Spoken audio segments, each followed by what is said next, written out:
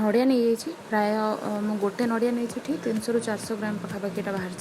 gas रे मु पानी गरम कर पानीटा टिके गरम होगा पर आम से यूज करवा एवं नड़ियाटा मुझे पकईदेवी गरम पानी रे गैसटा बंद कर सारिकी गरम पानी आप यूज करेंगे नड़ियाटा पकई देकी भल कि चकटी नेबी चकटी नहीं एमती चुपुड़ी देवी देखो रसटा बाहर जाऊँगा मुझे काढ़ी दूसरी नड़ियाटा को एवं सबू जाक बाकी तक भी सेमती करदे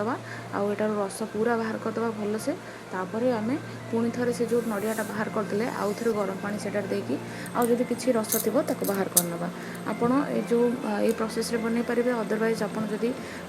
ग्राइंडर करने चाहते ग्राइंडर सीधा ग्राइंड करने आउे से चुपुड़ी ने आराम से भी बाहर जापर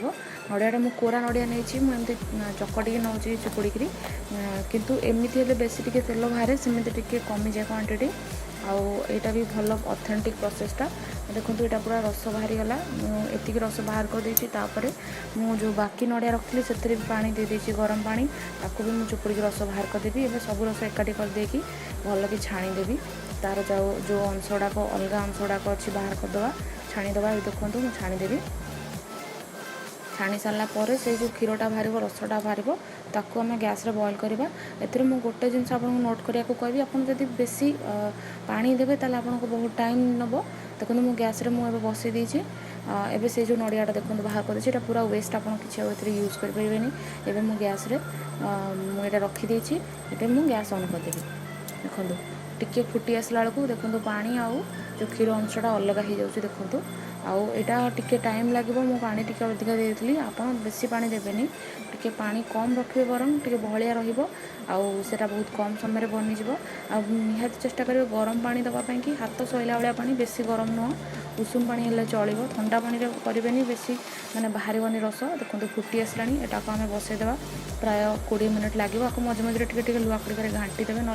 लगिज से कड़ कड़र टे एमती छड़ईदेवे आउ ये तेलटा थे बनईदेला आप देखिए यहाँ केते तार माने अच्छी यूज तार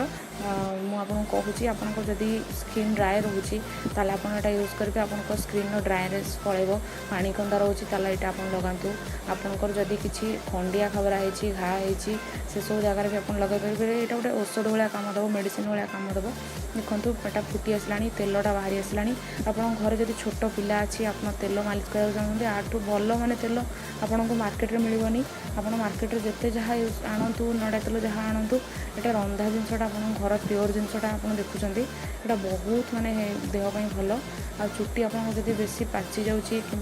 ड्राए रोचे आपड़ जब लगे पूरा चुट्टी बढ़िया कला हो देखो तेलटा पूरा अलग हो आसला देखी दूसरी आपन को